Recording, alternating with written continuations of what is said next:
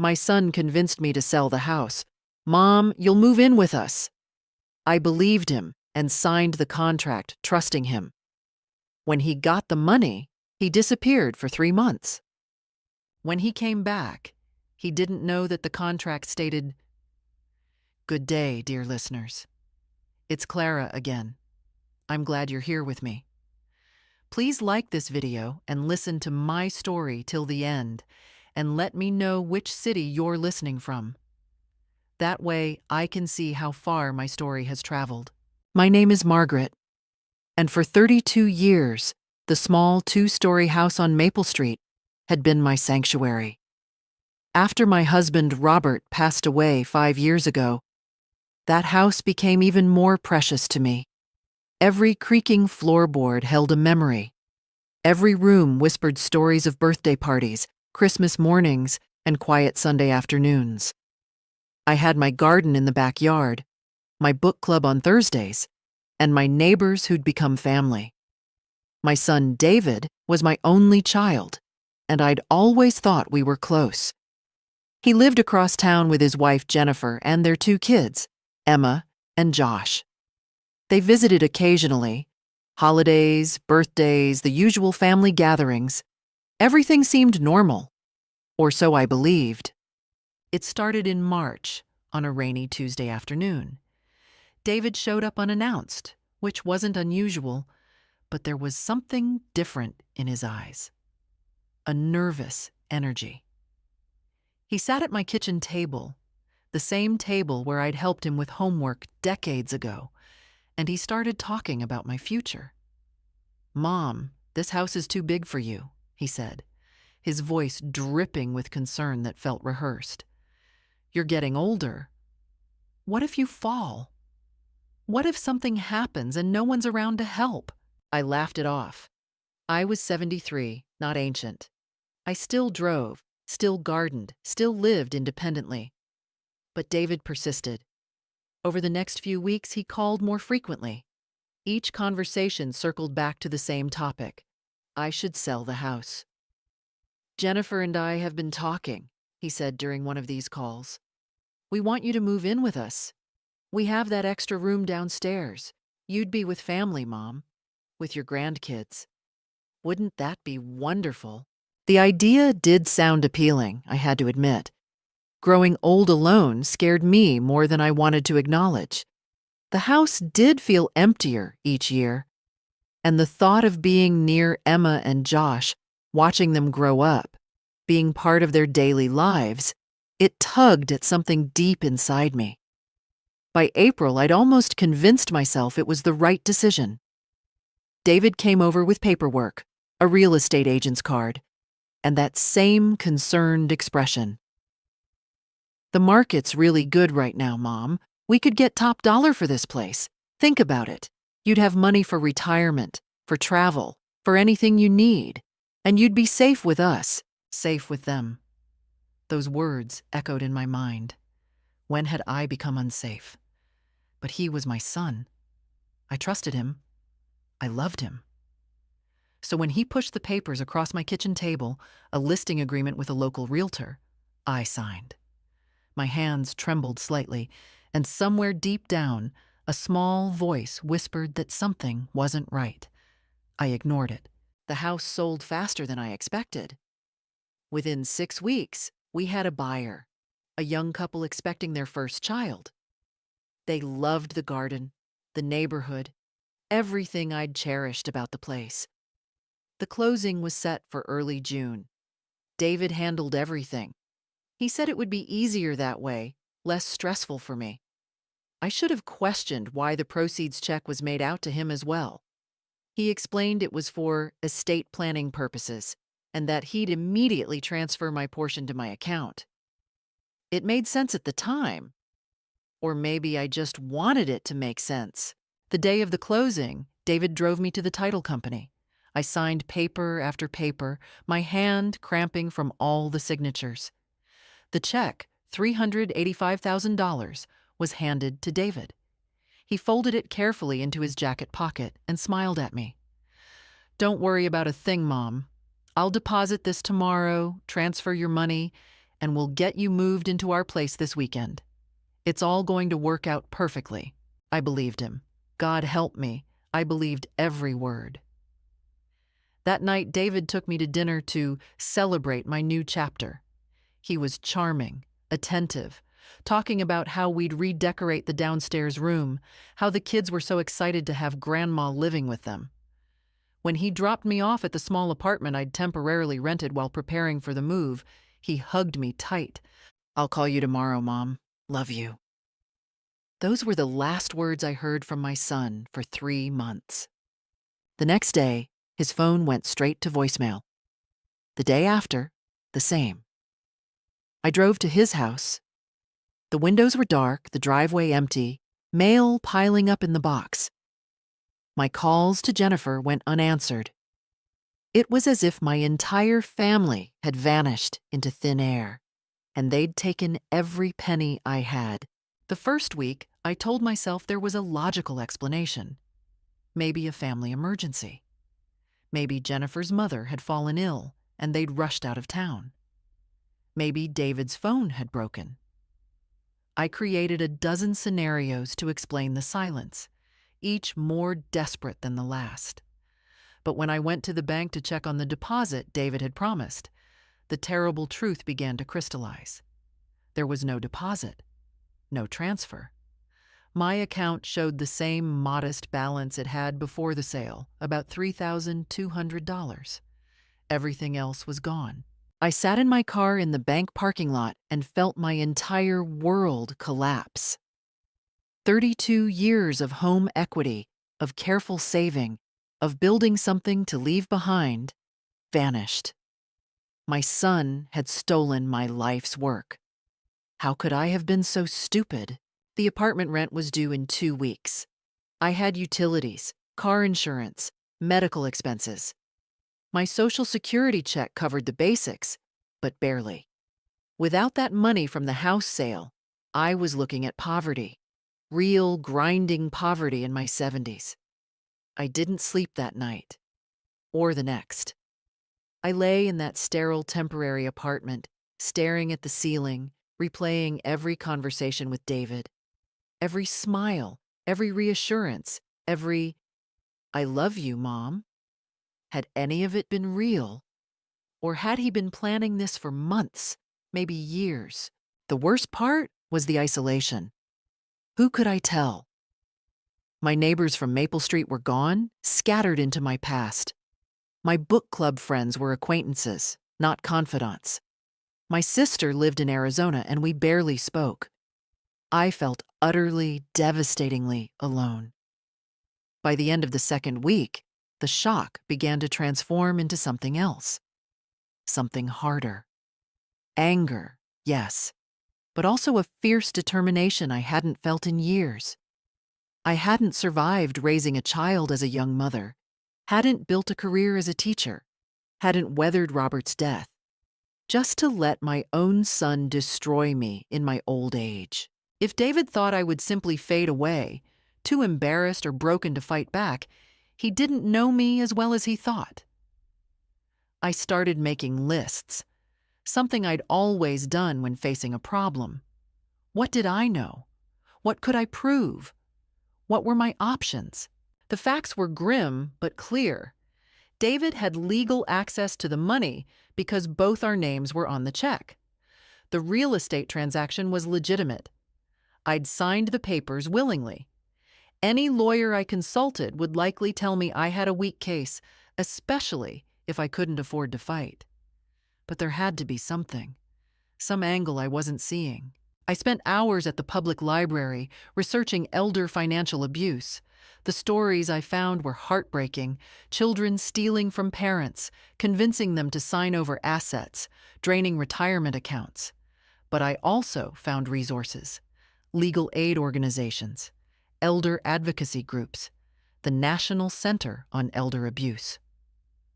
On day 16 of David's disappearance, I made my first call. The woman who answered at the County Elder Services office listened to my entire story without interrupting. When I finished, there was a long pause. "Mrs. Mitchell," she said gently, What you're describing is a clear case of financial exploitation. Even if the transaction appeared legal, if your son misrepresented his intentions and took control of your money under false pretenses, there may be grounds for legal action. My heart hammered in my chest. Really? I'm going to connect you with our legal advocacy program. We have attorneys who handle these cases pro bono. But I need to warn you, this will be difficult. You're essentially going to have to prove your son defrauded you. I understand, I said, and I meant it. I'm ready. She scheduled an appointment for the following Tuesday with an attorney named Lisa Brennan. As I hung up, I felt something I hadn't felt since the day of the closing: hope. That night, I pulled out a notebook and began documenting everything. Every phone call with David, every conversation, every promise he'd made. I wrote down the timeline, the names of witnesses, the real estate agent, the title company officer, neighbors who'd seen him at my house. I noted that the buyer's check had both our names specifically at David's instruction. My plan was forming. I would need evidence. I would need documentation. I would need to be methodical, careful, and absolutely relentless. David had made a critical mistake. He'd underestimated his mother. He thought I was just a weak old woman, easy to manipulate and discard. He was about to learn how wrong he was. Lisa Brennan's office was in a converted Victorian house downtown, the kind of place that felt both professional and approachable. She was younger than I expected, maybe 40, with sharp eyes that studied me carefully as I walked in. "Mrs. Mitchell, please sit down," she said, gesturing to a chair across from her desk. "Tell me everything, and don't leave out any details, no matter how small they seem." I spent the next hour recounting the entire story. Lisa took meticulous notes, occasionally stopping me to ask specific questions. When had David first suggested selling the house? Had he ever put anything in writing? Were there witnesses to his promises? When I finished, she leaned back in her chair and tapped her pen against her notepad. "Your son made several critical mistakes," she said. "First, he put his name on the proceeds check when he had no legal ownership of the property. That alone raises red flags. Second, he made specific promises to you, promises that induced you to sell, and then immediately broke those promises. Third, he's essentially disappeared with your money, which demonstrates intent. So I have a case?" My voice barely rose above a whisper. "You have the foundation of a case, but we need more. We need to establish a paper trail. Were there any emails, text messages, anything where he discussed the plan in writing?" I pulled out my phone, an old smartphone that Emma had helped me set up last Christmas. "I have some text messages. He mostly called, but there are a few texts here." Lisa's eyes lit up as she scrolled through them. "Don't worry, Mom. You'll be moved in with us by July." That's dated 2 days before closing. "This is good, Margaret. This is very good." Over the next hour, we built a strategy. Lisa would file a civil suit against David for fraud and financial elder abuse. Simultaneously, she'd report the case to Adult Protective Services and encourage them to open a criminal investigation. We'd also need to find David. Lisa hired a private investigator named Tom Russo, who specialized in tracking down people who'd absconded with assets. "I won't lie to you," Lisa said as our meeting ended. "This will take time, months, possibly longer. And it won't be easy. David will likely fight back when he realizes what's happening." "I don't care how long it takes," I said, standing straighter than I had in weeks. "He doesn't get to do this to me." The lawsuit was filed on July 15th. According to the law, David had to be served with papers, which meant Tom, the investigator, had to find him first. This turned out to be easier than expected. 3 days after the filing, Tom called me. "Found him. He's in Nevada, Reno, to be specific. Looks like he's been gambling. I've got photos of him at several casinos, including one where he's cashing chips worth at least $10,000. My stomach turned. My money. He was gambling away my life savings. We'll serve him tomorrow, Tom said. Be prepared. Once he gets those papers, he's going to know you're coming for him. The next evening, my phone rang. Unknown number. My hands shook as I answered. Mom? David's voice was tight, angry. What the hell do you think you're doing? The sound of his voice, the first time in almost 3 months, sent a jolt of electricity through me. Part pain, part rage. What am I doing? I kept my voice steady. I'm getting my money back, the money you stole from me. I didn't steal anything. That money was for investing, for our future. You're ruining everything with this ridiculous lawsuit. You lied to me, David. You promised I'd move in with you. You promised to take care of me. Instead, you took everything and disappeared. We had to leave town for Jennifer's job opportunity. It was last minute. I was going to call you. For 3 months? You couldn't call your mother for 3 months while you gambled away her money in Reno? Silence. Then, how did you? Who told you that? I have a lawyer now, David, and an investigator. We know everything. Where you are, what you've been doing. There's evidence, photos, bank records. You're not going to get away with this. His voice changed, became colder. You're making a big mistake, Mom. You drop this lawsuit or you'll regret it. Is that a threat? It's a warning. You have no idea what you're getting into. Drop it. Now. He hung up before I could respond. I sat there, phone still pressed to my ear, my whole body trembling. But beneath the fear was something else, a grim satisfaction. He was scared.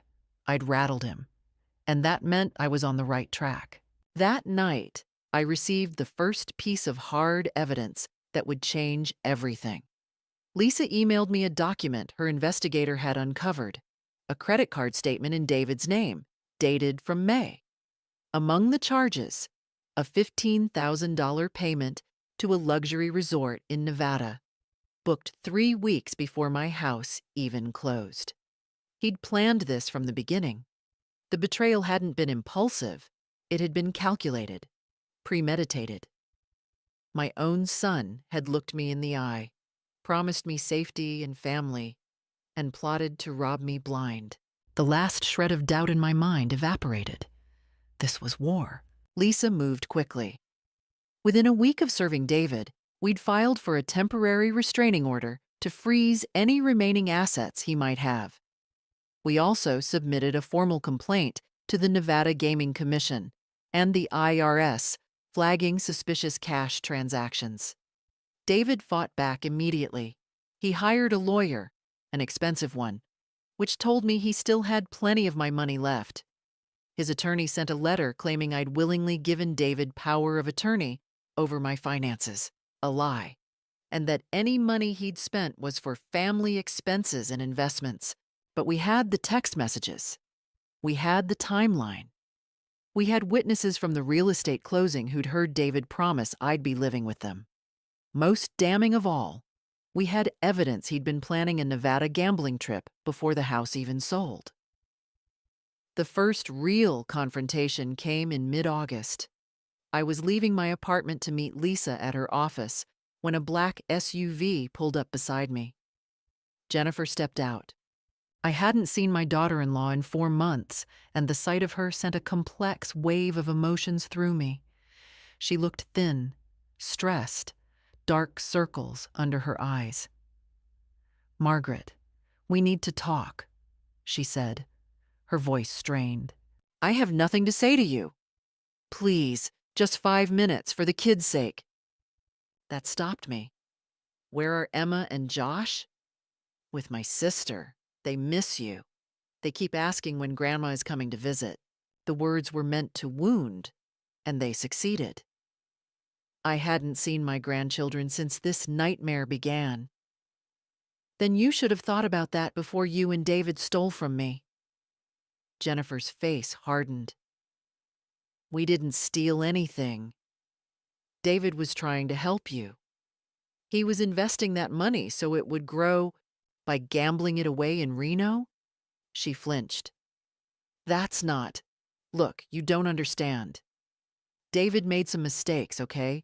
But this lawsuit is destroying our family, our reputation, his career. Good. Margaret, please. We'll pay you back, but you have to drop the lawsuit. David's employer found out about the legal trouble, and they're threatening to fire him. We could lose everything. You should have considered that before stealing from an elderly woman. Jennifer's expression shifted, the pleading facade dropping away to reveal something uglier underneath. You're being vindictive and cruel. We're your family. We're all you have. If you keep pushing this, you'll end up completely alone. No son, no daughter-in-law, no grandchildren. Is that what you want? To die alone out of spite? The threat was clear, and it hit exactly where she intended. The loneliness I'd felt these past months rose up, threatening to choke me. But I forced myself to stand firm. I'd rather be alone with my integrity than surrounded by thieves and liars. Jennifer's face contorted with rage. You'll regret this, you stupid old woman. David has friends, connections. You think some cheap legal aid lawyer can beat us? We'll bury you in motions and delays until you run out of money and energy. We'll make you look like a senile old fool who can't manage her own finances. We'll get those grandkids on the stand to testify about how confused and forgetful Grandma has become. Get away from me, I said, my voice shaking. Drop the lawsuit, Margaret. Last chance. Never.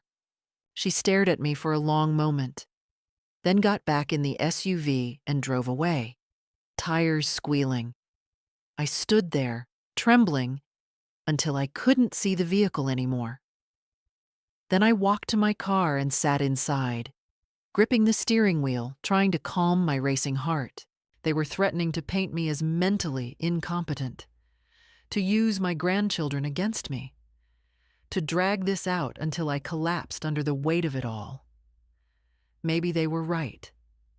Maybe I was just a foolish old woman tilting at windmills.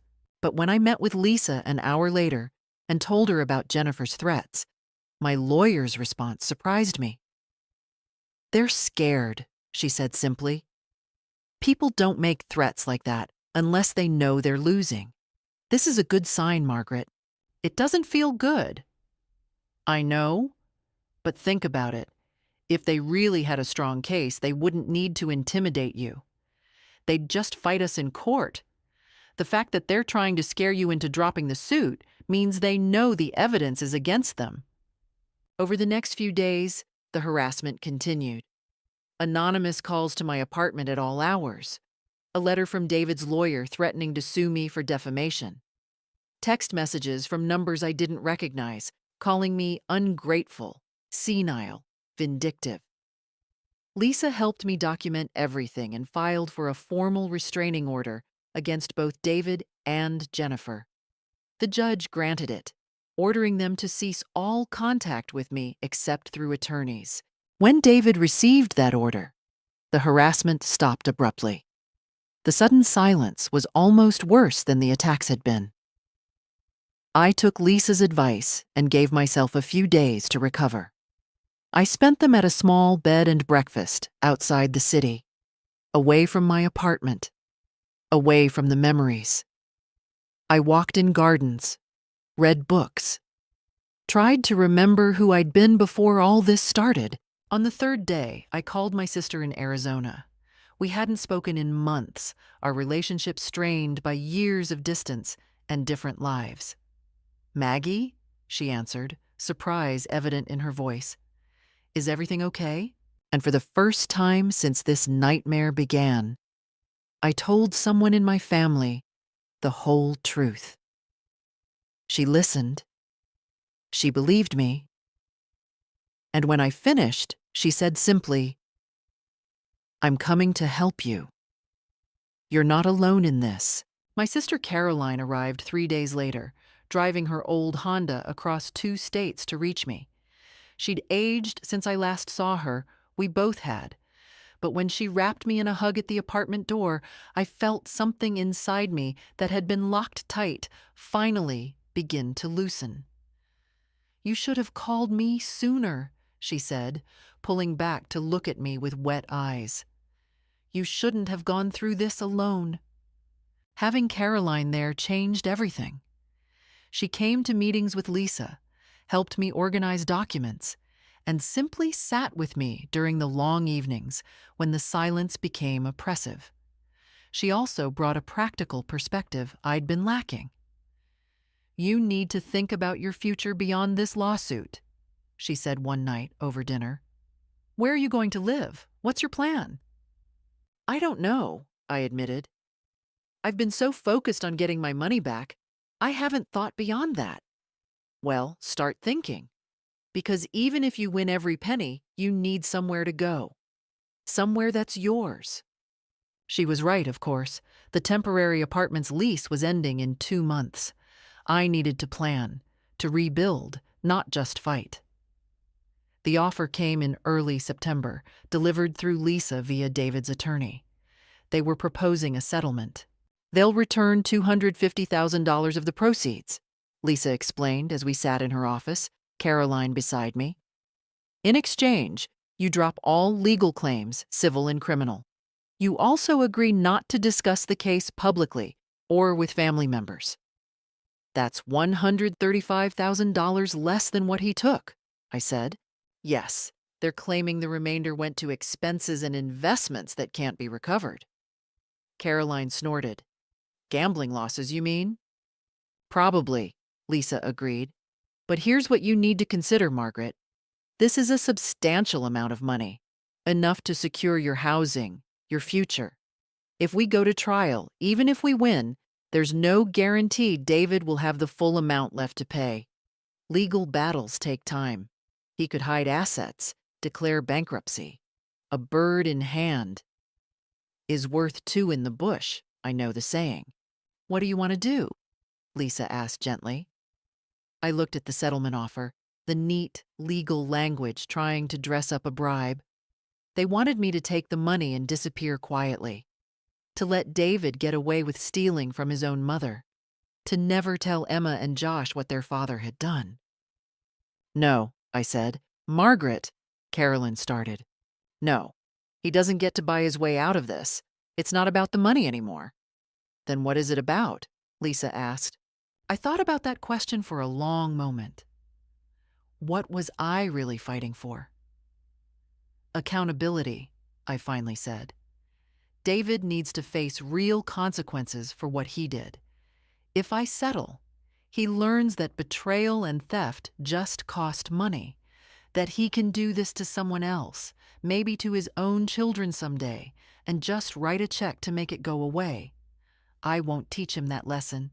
Caroline reached over and squeezed my hand. "Then we fight." That night, Lisa sent our formal rejection of the settlement offer. The response came swiftly, a motion from David's attorney to have the case dismissed, claiming I had no standing to sue because I'd voluntarily given David control of the money. But we'd been preparing for this. Lisa had gathered statements from the real estate agent, the title company officer, and even the couple who'd bought my house. All of them testified that David had explicitly represented himself as arranging my move to his home. One email from David to the real estate agent specifically mentioned getting Mom's room ready. The judge denied the motion to dismiss. The case would proceed to trial. Around this time, I found another source of unexpected support. At Caroline's suggestion, I'd started attending a support group for elder financial abuse victims. The first meeting was painful, listening to stories of children, caregivers, and con artists who'd stolen from vulnerable seniors. But it was also validating. I wasn't alone. I wasn't uniquely foolish or weak. This happened to thousands of people every year, and many of them never fought back. "You're brave," one woman told me after I shared my story. She was in her 80s, her son having drained her retirement account. "Most of us just try to forget and move on." "Aren't you fighting back?" I asked. She shook her head sadly. "I can't afford to. My son spent everything. I don't have money for a lawyer." It crystallized something for me. I was lucky. Lucky that Lisa had taken my case pro bono. Lucky that Caroline had come to help. Lucky that I'd found the strength to fight before it was too late. I owed it to others in my situation to see this through. The group became my anchor. Every Tuesday evening, I sat in that church basement with other survivors, and we held each other up. They celebrated my small victories and commiserated with my setbacks. They reminded me why this mattered. My resolve, which had wavered in those dark weeks alone, became unshakable. David had miscalculated badly. He'd thought isolation would break me. Instead, I'd found a community. They came on a Sunday morning in late September. I was having coffee with Caroline when the doorbell rang. Through the peephole, I saw them: David, Jennifer, and behind them, Emma and Josh. My heart stopped. They'd brought the children. "Don't open it," Caroline said immediately. "They're violating the restraining order." "The kids are there." My hand was already on the doorknob. "Margaret, don't—" But I'd already opened the door. Emma, now 10, looked up at me with Robert's blue eyes. Josh, 8, clutched a drawing in his small hands. "Grandma!" Emma pushed past her parents and threw her arms around my waist. The feel of her, the familiar scent of her strawberry shampoo, nearly broke me. "We miss you so much," she said into my shirt. Josh handed me his drawing, a crayon picture of our family, stick figures holding hands. "I made this for you. We just want to talk," David said from the doorway. His voice was careful, measured. "Please, Mom, 5 minutes, for the kids." Caroline appeared behind me. "You're violating a court order." "We're family," Jennifer said, but her smile was strained, performative. "Surely we can have a conversation." Against my better judgment, against Caroline's whispered warnings, I let them in. The children sat on the couch, and I brought them cookies, falling into grandmother mode automatically. David and Jennifer stood awkwardly in my small living room, and Caroline positioned herself near the door like a sentinel. "The kids wanted to see you," David began. "They don't understand why Grandma doesn't visit anymore." "Maybe you should explain to them why," I said quietly. "We told them you were sick," Jennifer interjected, "that you needed time to recover." "You lied to them, again." David's jaw tightened, but he maintained his composure. "Mom, this has gone far enough. We came here today to make peace, to be a family again. By bringing my grandchildren to manipulate me? By showing you what you're destroying." His mask was slipping. "These kids need their grandmother, but you're so focused on this vendetta that you can't see what you're doing to them." Emma looked up, confused. "What's a vendetta?" "Nothing, sweetie," I said, my voice gentle despite the rage building inside me. "Why don't you and Josh go look at the books on that shelf?" Once the children were occupied, I turned back to David and Jennifer. "Say what you came to say." David exchanged a glance with Jennifer, and then he sat down, arranging his features into an expression of concern. "Mom, we're worried about you. This obsession with the lawsuit, the anger, the isolation, it's not healthy. Caroline's been encouraging this negativity, hasn't she?" Caroline stiffened. "Excuse me?" "You've never liked us," Jennifer said to Caroline. "You've been poisoning Margaret against her own son." "I've been supporting my sister after your husband robbed her," Caroline shot back. "We didn't rob anyone." David's voice rose. Then he caught himself, glancing at the kids. Lowering his voice, he continued, "Mom, the money was always meant for the family, for investments, for the kids' college funds. You were supposed to live with us, yes, but things changed. Jennifer got a job offer. In Nevada, where you gambled away my life savings? I went to a few casinos. I didn't gamble away. He stopped, recalibrating. Look, I made mistakes. I admit that. But I'm your son. Doesn't that count for something? Can't you forgive me? The plea was delivered with practiced sincerity.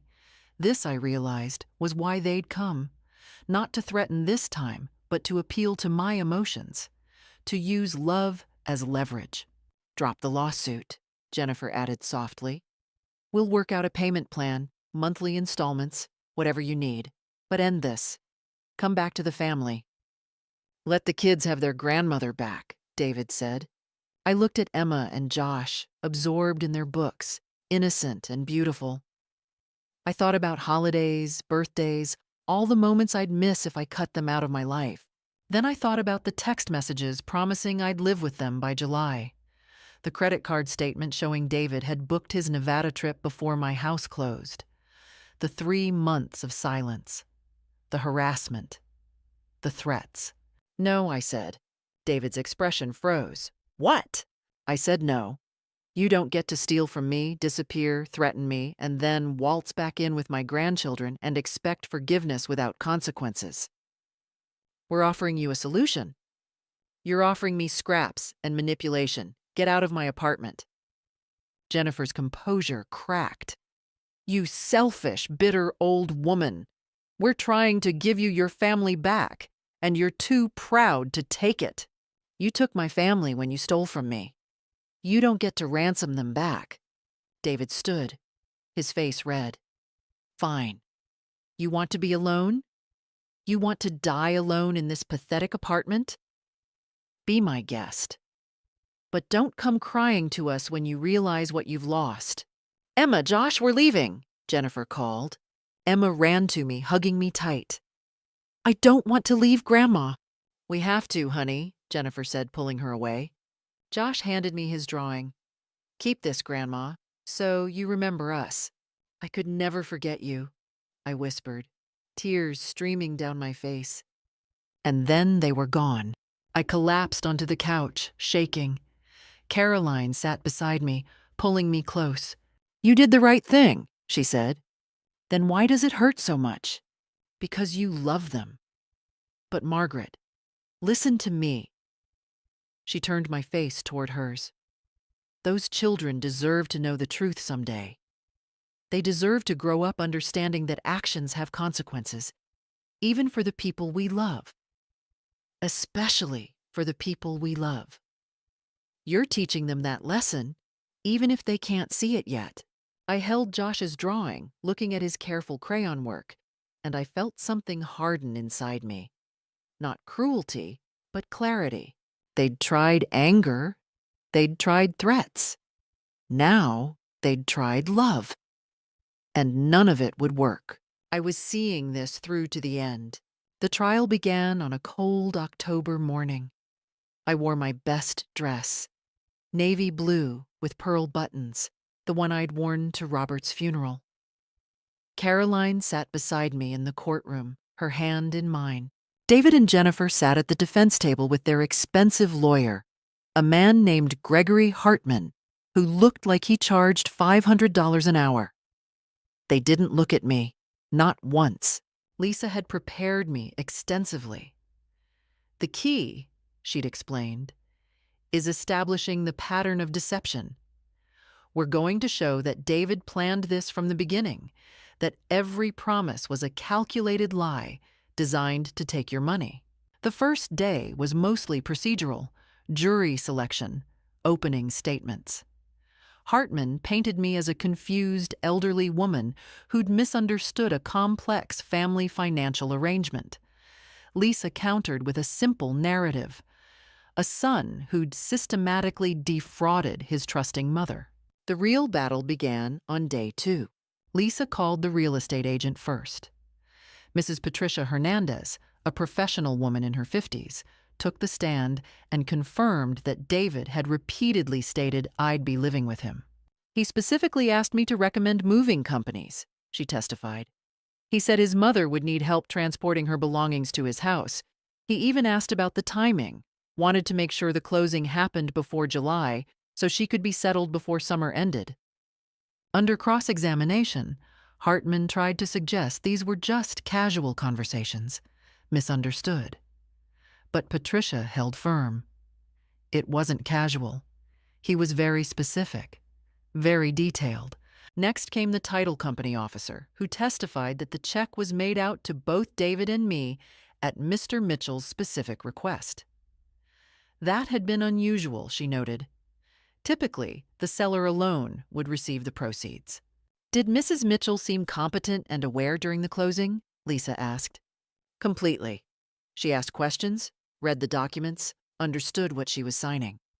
Then came the text messages, projected on a screen for the jury. David's promises in writing. Don't worry, Mom. You'll be moved in with us by July. We're so excited to have you here. The kids can't wait for Grandma to live with us.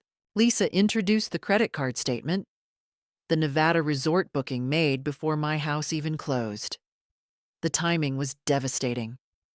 While David had been promising me a home with my family, he'd already been planning a gambling vacation. But the moment that changed everything came when Lisa called David to the stand. He'd been coached, that much was obvious. He sat straight, spoke clearly, maintained eye contact with the jury. Hartman had prepared him well. Mr. Mitchell, Lisa began, her voice neutral, you told your mother she would live with you after selling her house, correct? That was the plan, yes. And when did that plan change? In early June, my wife received an unexpected job offer. It required us to relocate temporarily. To Nevada?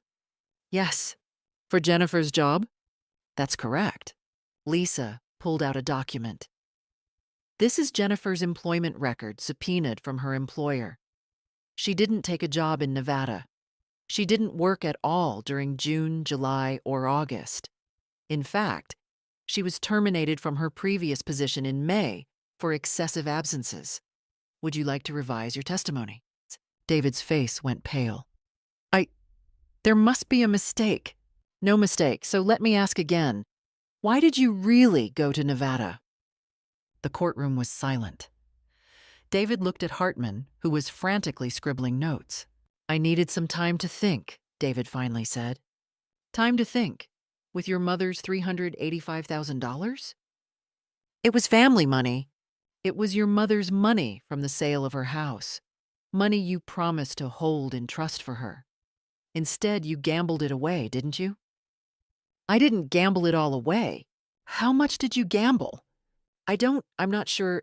Lisa produced another document. These are records from Nevada casinos, obtained through subpoena. Over 3 months, you gambled $127,000. You lost $89,000. Is that correct?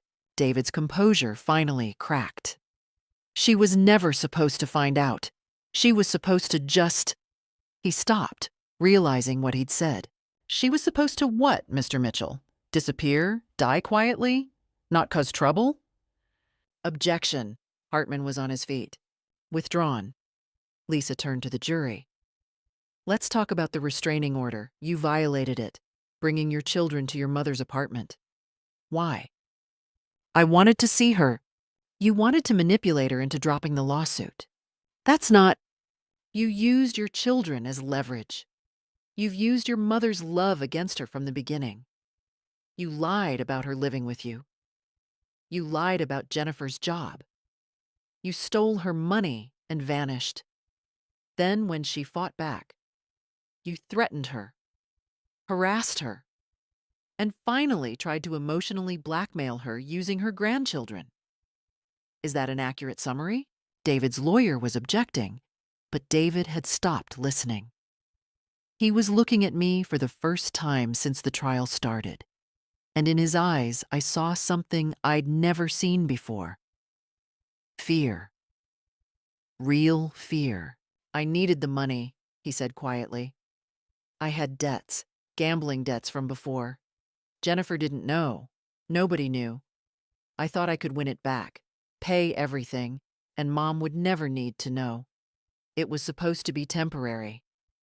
The courtroom erupted. The judge banged his gavel. Hartman looked like he wanted to dive under the table. David had just confessed. Lisa looked at the jury, then at me. Her expression said it all. We won. The jury deliberated for less than 3 hours. When they returned, the forewoman stood and read the verdict in a clear, firm voice. We find in favor of the plaintiff, Margaret Mitchell, on all counts.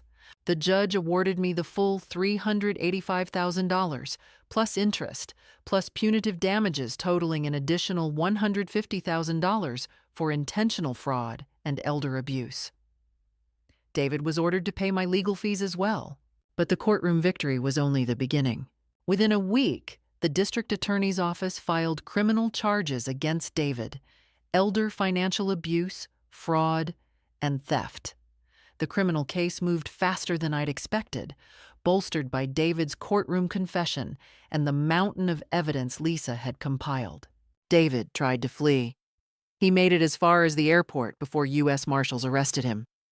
Apparently, Hartman had withdrawn as his attorney after the disastrous testimony, and David had decided his best option was to run. Flight risk established, the judge denied bail. The criminal trial was brief. David's confession in civil court was admissible, and his own lawyer testified about his attempt to flee. The jury found him guilty on all counts. The sentencing hearing was the hardest day. Caroline came with me, along with 2 friends from my support group. We sat in the gallery as the judge reviewed David's crimes. "Mr. Mitchell," the judge said, his voice grave, "you violated the most sacred bond of trust, that between parent and child. You systematically defrauded your own mother, a woman in her 70s, leaving her destitute and homeless. You showed no remorse until confronted with irrefutable evidence. Even then, you attempted to flee rather than face the consequences of your actions." David stood in his orange jumpsuit, hands cuffed, staring at the floor. "I hereby sentence you to 6 years in state prison, with no possibility of parole before serving at least 4 years." Jennifer sobbed from the back of the courtroom. Emma and Josh weren't there. Caroline had made sure of that. Children shouldn't see their father sentenced to prison, but the consequences didn't end with David's incarceration. The civil judgment meant David had to pay me $535,000, but he'd already spent or gambled away most of my original money. The court ordered the seizure of all his remaining assets: his car, his electronics, the kids' college fund he'd established years ago. Even that wasn't enough to cover what he owed. Jennifer filed for divorce 2 weeks after sentencing. According to Caroline, who'd stayed in contact with mutual acquaintances, Jennifer was living with her sister and working 2 jobs to support Emma and Josh. David's employer had fired him the day he was arrested. His reputation was destroyed. The gambling debts David had mentioned came back to haunt him. Creditors appeared, demanding payment. Without David's income and with all assets seized for my judgment, Jennifer faced bankruptcy. I felt no satisfaction in any of this, only a grim sense of justice being served. The money came back to me slowly, in pieces. The court ordered wage garnishment once David was released, which meant I'd be collecting for years. But I also received settlements from unexpected sources. David's bank paid me $50,000 to avoid a lawsuit for allowing such obvious elder financial abuse without flagging the transactions. The title company settled for $75,000. By Christmas, I had enough to make a down payment on a small condo near Caroline. Nothing as grand as my old house, but it was mine. Truly mine. I decorated it carefully, hanging photos of better times, Robert and me on our wedding day, David as a child before whatever broke inside him had broken. I hung Josh's crayon drawing in a frame above my desk. The support group asked me to speak at their annual meeting. Standing before a room of survivors, I shared my story, not as a victim, but as someone who'd fought back and won. They want you to be afraid, I told them. They want you to feel helpless, isolated, too ashamed to fight. But you're not helpless. You're not alone. And shame belongs to the people who betray trust, not to those who trust. After I spoke, 3 people approached me about starting their own legal battles. I connected them with Lisa, who'd become something of a specialist in elder abuse cases after mine. David would be in prison until he was 54. Jennifer and the kids had moved to another state, trying to start over. I'd sent money for Emma and Josh through Caroline, not to Jennifer, but into a trust fund they couldn't access until 18. They deserved better than to pay for their father's sins. I never heard from David again. He never wrote, never called, never apologized beyond that courtroom confession forced out under oath. And honestly, I was fine with that. Some bonds, once broken, can't be repaired. Shouldn't be repaired. I'd won, completely, utterly, without compromise. But more importantly, I'd survived. 2 years after the trial, I stood in my small garden, pruning roses Caroline had helped me plant. The condo was modest, 2 bedrooms, a tiny yard, but it was filled with light and peace. More importantly, it was mine, owned outright with money I'd fought for and won. Caroline had moved into a condo 2 buildings over. We had coffee together every morning, took walks in the evening, traveled together twice a year. I'd never been closer to my sister, and I realized now what I'd missed all those years we'd lived apart. My life had become richer in ways I hadn't expected. The support group had grown into genuine friendships. Betty, the woman whose son had drained her retirement, became my closest friend after Caroline. We volunteered together at a legal aid clinic, helping other seniors navigate the system I'd learned to master. I'd also started teaching again, not in a classroom, but giving workshops on financial literacy for seniors. Know Your Rights, I called them. Packed rooms of elderly people learning to spot the warning signs of financial abuse, understanding how to protect themselves, knowing they had options if someone betrayed their trust. Last month, I'd helped a woman named Dorothy file a lawsuit against her nephew, who'd forged her signature on a reverse mortgage. We won. She was $65,000 richer, and her nephew was facing fraud charges. I'd even started dating, if you could call it that, at 75. Harold was a widower I'd met at the legal aid clinic, a retired accountant whose daughter had tried to have him declared incompetent to access his money. He'd fought back and won, and we bonded over our mutual refusal to be victims. We went to movies, shared dinners, talked for hours. Nothing serious, just companionship. It was nice. Emma reached out to me on her 13th birthday. She'd gotten my number from Caroline. "Grandma," she said when I answered, her voice cracking with emotion. "I know what Dad did. I'm so sorry." We met at a coffee shop, Caroline chaperoning in the background. Emma had grown tall, with Robert's eyes and a seriousness that broke my heart. "Mom told us the truth last year," she explained. "About the money, about the lies. I've wanted to call you for months, but I didn't know if you'd want to hear from me." "I always want to hear from you," I said, reaching across the table to hold her hand. "What your father did, that's not your fault. It was never your fault. Josh wants to see you, too. He's been saving his allowance to buy you a birthday present." We arranged visits, careful, supervised by Caroline, but regular. The children deserved to know their grandmother, and I deserved to know them. Jennifer stayed away, which was fine by both of us. Meanwhile, I'd heard through the grapevine that David and Jennifer's lives had fallen apart spectacularly. Jennifer had indeed declared bankruptcy, losing the house, both cars, everything.